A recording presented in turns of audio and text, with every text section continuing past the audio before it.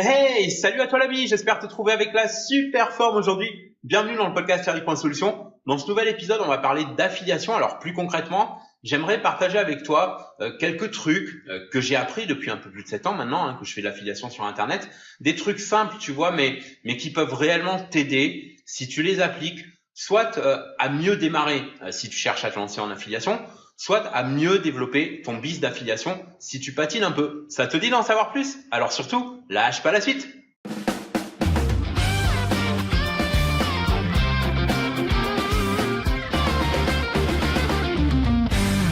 Salut, bienvenue à toi, bienvenue dans le podcast. Aujourd'hui, on va parler donc d'affiliation avec quelques recommandations sur les bonnes pratiques, mais aussi sur certaines erreurs à surtout pas commettre quand on veut vraiment se faire des revenus dans ce domaine.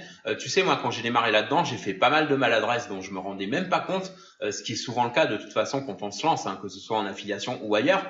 Et une de ces maladresses, c'était de pas bien connaître mon audience et donc de promouvoir des offres qui correspondaient pas vraiment à ce qu'elle recherchait. Or, la meilleure façon d'utiliser les programmes d'affiliation, quels qu'ils soient, et d'en faire une réussite, c'est de ne faire la promo que de produits ou services qui correspondent aux besoins et aux attentes de ton audience et pas juste pour chercher à faire un profit rapide, tu vois. Demande-toi par exemple pourquoi ces personnes visitent ton site ou lisent ton e-book ou rejoignent ta mailing list ou te suivent sur les réseaux sociaux.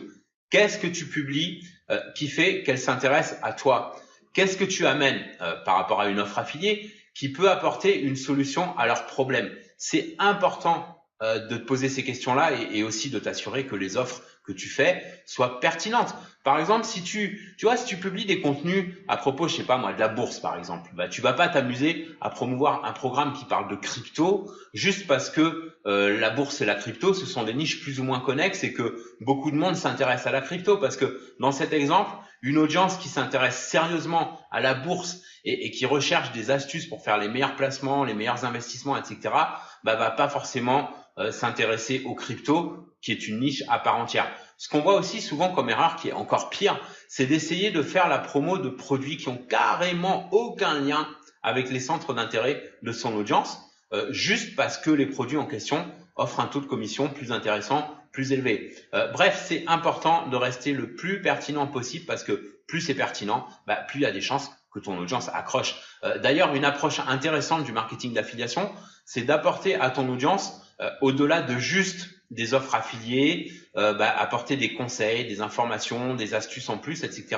Par rapport à l'utilisation de produits dont tu fais la promo, de sorte d'amener une valeur ajoutée. Donc, en connaissant mieux ton audience, en connaissant mieux ses attentes, tu vas non seulement augmenter tes taux de réussite par rapport aux produits dont tu fais la promo, mais en plus, ça va te guider vers les meilleures façons de te faire connaître et d'attirer plus de trafic vers tes offres. Ensuite, un autre aspect important, c'est de développer la confiance. Les gens font très attention à ce qu'ils consomment comme contenu sur Internet. De plus en plus, ils savent reconnaître un lien affilié quand ils en voient un et ils te voient débouler à des kilomètres. Si tu rompes une relation de confiance, qui est d'autant plus fragile si tu commences tout juste à te faire connaître, en faisant la promo de produits auxquels toi-même tu crois pas vraiment, ou alors que tu les inondes, tu vois, avec trop d'offres, il y a de fortes chances que les personnes s'en aillent et qu'elles reviennent jamais.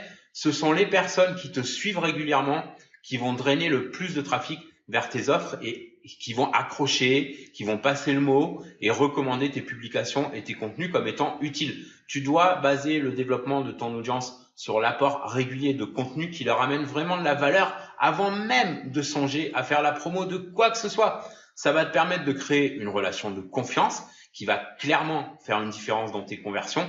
Et si les personnes qui te suivent ne pensent pas que tu es honnête ou que tu recommandes des produits que dans l'optique de faire des profits, elles vont plus du tout être réceptives à ce que tu écris ou à ce que tu dis.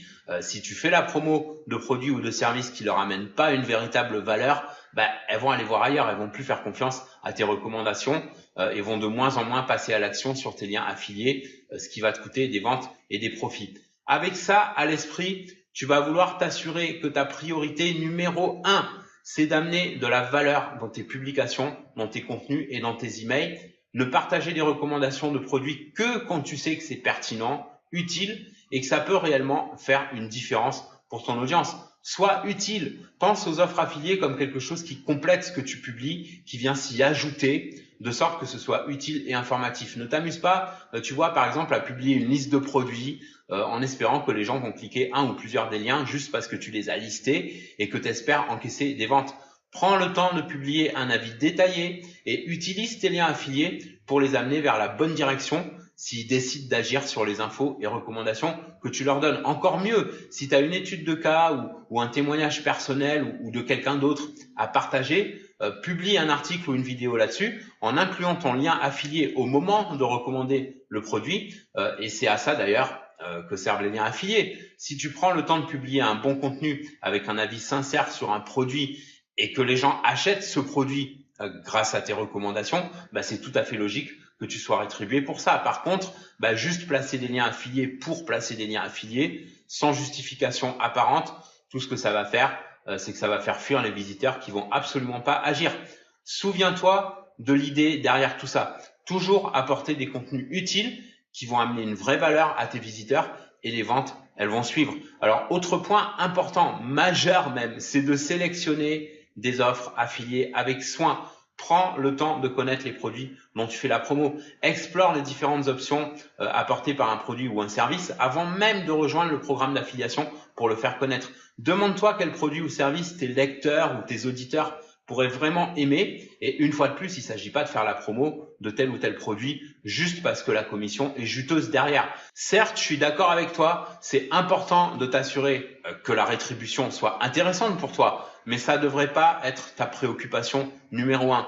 Trouve la bonne balance, sachant que la combinaison idéale, bien sûr, c'est de trouver des produits ou services à la fois qualitatifs et dont le programme d'affiliation propose une rémunération, si ce n'est généreuse, au moins acceptable. Et puis une autre recommandation que j'aurais te donner par rapport à ce que tu publies avec l'idée de faire de l'affiliation au passage, c'est que quand tu publies du contenu informatif, que ce soit par le blogging ou des profils sociaux, de la vidéo, des e-books, etc., c'est de faire en sorte que tes contenus soient toujours intemporels. Autrement dit, pas basés sur des tendances du moment. Tu vois, genre quand tu as des personnes qui te découvrent pour la première fois via un article ou une vidéo que tu as publié il y a des mois ou des années et que les infos que tu donnes dedans sont plus d'actualité, les gens ils vont se casser direct, ils vont même pas te calculer. Donc, n'hésite pas à mettre à jour les infos dans tes articles les plus anciens en vérifiant que les liens sont toujours bons, idem pour les descriptions sous tes vidéos. Et enfin, sois patient ou patiente si tu veux te monter un business d'affiliation solide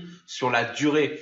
Les revenus réguliers en affiliation, ça se construit avec le temps. Maintenant, si tu cherches à obtenir aussi des résultats rapides, de façon efficace, en affiliation, je viens juste de publier une vidéo de 10 minutes pour toi dans laquelle je te parle de 2 collègues qui obtiennent des résultats assez surprenants en utilisant les audiences d'autres personnes qui ont déjà créé une relation de confiance avec leurs audiences, donc c'est assez malin, et d'autres astuces de SEO pour faire des vrais revenus avec l'affiliation dans des délais records. Je te recommande d'aller voir cette vidéo. Le lien c'est affiliation.expert/FrenchTouch. Alors affiliation A2FILIATION.expert/FrenchTouch, FRENCHTOUCH, tout attaché, affiliation.expert/FrenchTouch. Tu verras une vidéo où je t'en dis un peu plus à propos de ces techniques avec l'occasion pour toi de rejoindre le programme de Roman et Maxime pour faire un carton en affiliation de la façon la plus simple et la plus efficace possible.